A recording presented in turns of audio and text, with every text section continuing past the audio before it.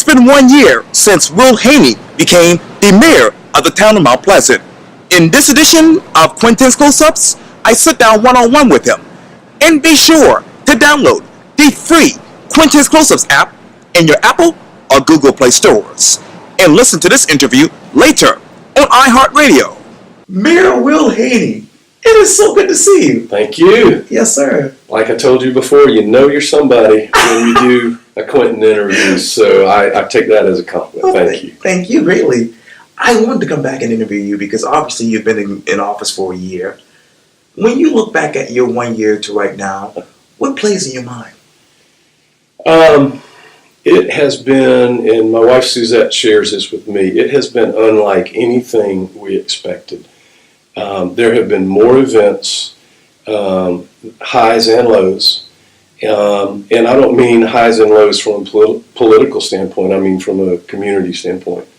Unlike anything we thought our first year was going to be together. So it has involved starting off with a snowstorm in January that I sat in this office and watched the snow. It was like being in a snow globe. It was amazing. And then everybody remembers the tragic school shooting down in Florida in February, I think. And one of the first things we did was we immediately put a school resource officer in every elementary school at the town's expense. And we did that. And then there have been a lot of things. We'll touch on those in a minute. But it's been as much about municipal policy, drainage, budgets, infrastructure, growth rates. There is that, and that's what people elected me to do and elected all our council members to do. But Quintin, the thing that strikes me the most is the responsibility, not a burden, but the responsibility to lead the hearts as well. You know, I was telling you before we started on camera, nothing that ever happens in my public life will ever compare to the Manigault family tragedy that this community suffered back in March, and being asked to speak at that funeral for 4 people, 3 generations of one family, one of whom my wife taught faith in the 5th grade. That hit really close to home. And people don't elect, you don't run on a platform that I will be there when there's a tragedy. You don't run on a platform, I will be there when St. Andrew's Church in the Old Village burns down, one of the biggest churches in our community, and standing there with that's where I go to church, and standing there with my brothers and sisters in the Lord and our community, and watching our church burn down, and then people hugging Mount Pleasant firefighters as that was happening. That's the part of being a community and having been asked, you know, for however long to be a leader in this community. That's when you realize it is every bit as much about the heart as it is about all the other policies and things. You talk about those policies. There's so many issues right now, from the child luring bill to growth, to infrastructure, to the Medal of Honor Museum. Can I go to the Medal of Honor Museum for a second? Sure. Obviously, you wrote an op-ed in the Mooch News a couple of days ago, and I know that you basically said, "Hey, let's separate fact from emotion." What is fact right now, and what is emotion when it comes to the Medal of Honor Museum idea? Well, let me first say my whole view of that was shaped and mentored and given a leadership dynamic by our own Medal of Honor recipient, Major General Livingston. And he helped start that. He signed the Articles of Incorporation, and he probably spearheaded, at least in some way, raising the $19 million they once had. And I, like everybody else at the beginning, was swept up in the emotion that anything that happens is good, everything must happen, and the only answer can be yes. And then through working with him, I realized, and we came up with, sort of the premise and the common sense idea that it needed to be feasible, it needed to be fitting, and it needed to be sustainable. And unfortunately, the whole debate came over what was fitting. And none of that matters if it's not feasible and it's not sustainable. So I worked with him. He told me from his experience building the World War II Museum down in New Orleans how things had to be. I looked back over the documents in Patriots Point where this whole concept first came about, and it was much less money, much more sustainable and much more on what was inside than the appearance of the outside. And so, I regret that this has been a somewhat divisive issue in our community.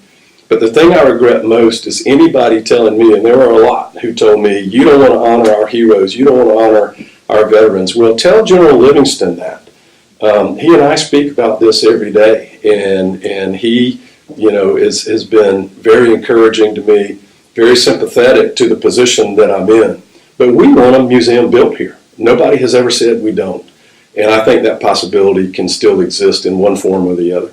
And when you talk about the Medal of Honor Museum idea, you talk about, obviously, growth here in the town of Mount Pleasant. Yes. And I know that there's been some issue about that recently, especially with building permits. Mm-hmm. Where do we go from here with that discussion in your mind? Sure. One of the things I ran on, and I think every council candidate that got elected said we would manage growth. And both as a candidate and then in my first State of the Town address, I mentioned growth management plan that Councilman Bustos, who I asked to chair the planning committee, had to take each one of these, had to do the committee work, get it past committee, and then council passed it. And one of those was a building permit allocation plan, which was not new. This town did that before. And so what we did was we built on that. We came to a number that we thought is sustainable in this town. And what people need to realize is it doesn't set a floor, it sets a peak. So you have peaks and valleys in development. And through the input of our staff, calculating what our infrastructure needs are, what we can handle, and we don't have control over schools, but schools only get built in about decade cycles. And we just got a new Carolina Park Elementary. I was there for the dedication and ribbon cutting of that. They're adding on at Moultrie. We're getting a new high school. And our community can only sustain, so, and there's that word again, sustainable. So we came up with 600 building permits a year plus what the planned developments will get because they can't be restricted by law. So it'll probably average out about maybe 750 homes a year, which is half of what we had. So that gives us a 2% growth rate, and I feel very confident we can sustain that. And people say, well, what's that going to do to affordability? Well, what has the growth boom we had done to affordability? I haven't seen the prices of houses going down while we were growing. So, we have to take care of our infrastructure first because nobody's house is worth anything if it floods or if you don't have good traffic management, you don't have good infrastructure. So I'm very proud of that. That's a promise that I feel we delivered. And one that got overlooked was in October. We passed something that's taken over a year, and we started working on that when I was a councilman. And I say we, it's a group effort. But we said we've got to do something about trees, and we've got to do something about buffers. And we just passed a new tree ordinance and a buffer ordinance, so when a development does come in, it won't just be clear cut like it has been in the past. There's more incentive to save trees, and there's more stringent requirements for replacing ones that for some reason or other have to get taken down. And when I was running for mayor, in a poll that we conducted, that was one of the highest polling things that Mount Pleasant citizens wanted was their trees protected. So that's something we did. We're protecting waterways. We got the plastic bag ban passed that Councilman Jim Owens spearheaded that. And that all fits into what we're doing for Mount Pleasant. And I'm very proud of what we've done this past year. You talk about flooding. How do you define that right now? It's one of those things. Remember that old thing about a recession is when your neighbor loses his job, and a depression is when you lose your job. And flooding is when your street or your house is dealing with more water than you're used to dealing with. We can have all of these floodplains and all that kind of stuff, and that's good, and that's a federal program. But people, like if you saw the thing the other day about there's a street downtown, I think the intersection of UG and King that we've all dealt with all our life, that's one of the worst flooding places. Well, we've got some places in the old village that flood that way, and that's our worst problem. So we spent $700,000 on a design to fix that. We're getting ready to bond the money to fix that problem. And then we're prioritizing all the areas. Snee Farm is being fixed with state revolving fund money. Those are two of our worst areas. Fortunately, the newer parts of town have a different design and a different construction. That doesn't mean that like in Rivertown, the street never ever has excess water on it. But flooding to the point where it impairs your ability to get to or from your property or it damages your property, we have to start with the worst areas and then work our way to the others. You talk about Sneed Farm. I got to take you probably past that to the Wando Bridge. Mm-hmm. Obviously, that was a huge issue this past summer. Yep. How did we get here with that? Well, how did the bridge get in that condition? Yes. The bridge got in that condition because it had water intrusion over a period of years for the cables that not hold the bridge up, but hold those boxes together. It's like shoe boxes together, and those cables have to hold it together. That was one of the most critical moments I think I could have as mayor, because I was literally at lunch, got a phone call from our clerk of council that said, you're getting ready to get a phone call from the Department of Transportation, South Carolina DOT. I said, about what? I said, about the Wando Bridge. They're going to have to close it. So Secretary Hall called me, which I really appreciate, because imagine what was on her plate at that moment. And I said, oh, because in your mind, you're first thinking it's like when they paint the Ravenel or the Don Holt Bridge, at night, they close a lane, and I'm thinking, okay. And she said, no, closing it. I said, when? She said, in 30 minutes. So all of a sudden, 35,000 cars a day had to find another way to get to work and get home. And you talk about a team effort between our emergency management, and we have professionalized that with our town. We have a professional emergency coordinator now. And so instead of every department going into emergency mode and just doing what they do with more intensity, we go to a whole emergency command infrastructure, and everything functions really well, and it works great. But not only did we work together as a team, but the city of Charleston, Mayor Tecklenburg, that's something that really brought Mayor Tecklenburg and me together. We have great communication, and then the governor's office. Right. I just could not get used to getting those phone calls from the governor. Like during parts of that, it was every day. And his staff, he has staff members that live in Mount Pleasant. And I think the team effort at the state and municipal level really showed up, plus our, especially Representative Nancy Mace, who lives right there, and that's in her district. We had a team effort, and we had citizens tell us it showed. So I'm really proud of the way we handled that, and I'm proud of Mount Pleasant. Here again, those issues of the heart. Sure, there were some people that got ticked off and probably honked the horn and stuff, but by and large, we made the best of it. We did that Negate the Wait campaign about, stop, have a cup of coffee, shop local, support your local merchant. They did that silly cutout of me, but we were just saying, hey, whatever it takes to say we're going to make the best of this. And somebody came up with a happy hour cocktail called a cable snap. That's Mount Pleasant, man. I'm proud of that. That's Mount Pleasant resilience right there. Yes, indeed. That was awesome. But that was May, and then a relatively quiet summer until we got to September, and then we got to do it all over again with Hurricane Florence. So that was a close call, but I think everybody sees in that it's not just the wind and the waves. And if they miss you, you're okay. I mean, there was no wind and wave damage in Georgetown, but look at the flooding. Right. So I think people understand that those evacuation orders are serious, and they're for our own good. And I came up with something that just hit me driving to one of the many press conferences. People were talking about what's the percentage chance of it hitting here.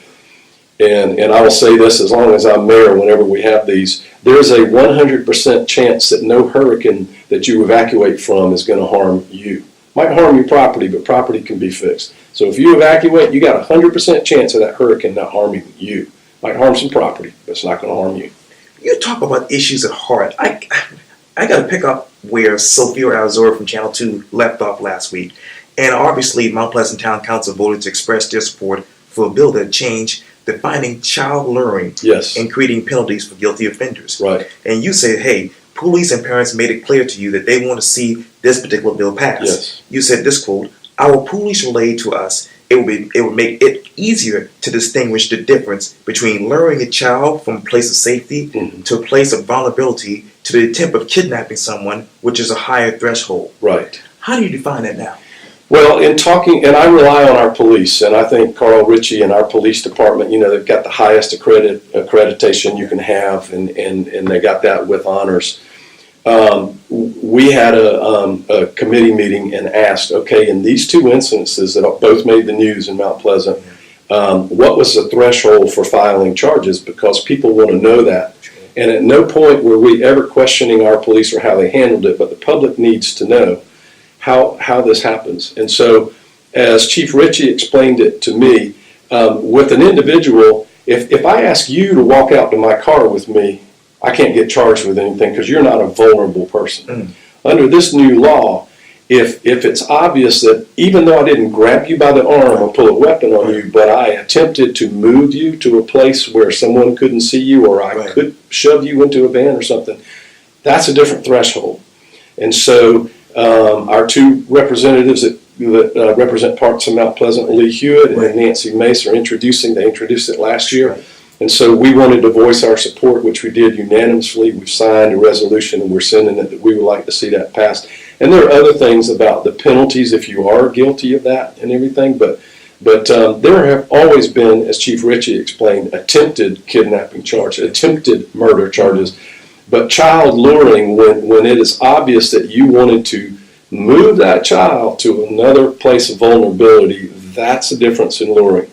And we also wanted to make sure that, we have a great retired population. I mentioned like my parents. They are some of the most generous, loving people. But just because somebody buys a kid a candy when they're in the Walmart checkout counter together and they see the child, I'll buy them that.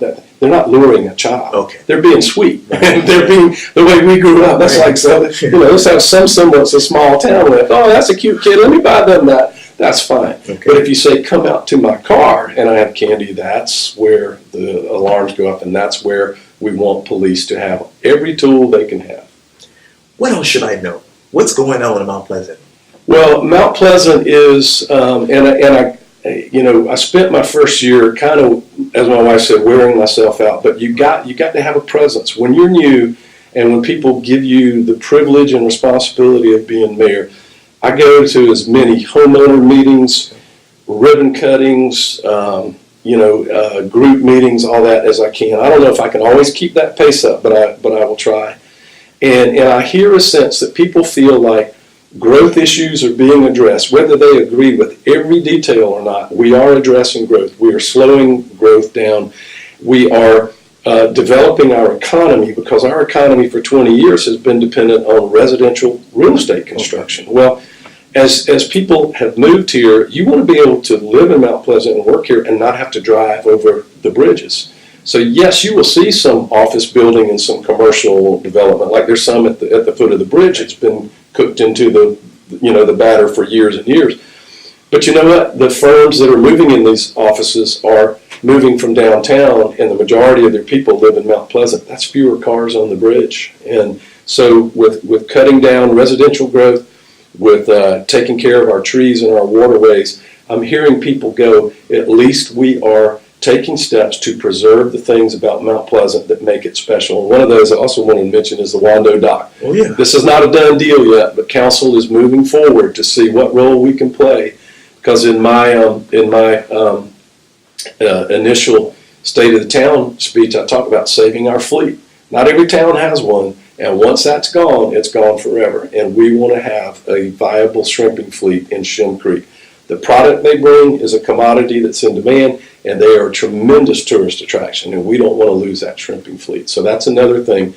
When I announced my Palmetto principle, the three parts of that are to protect, and there's an example of that, to plan, and then to restore. And that's restore green space, restore some of our trees, and restore a sense of community.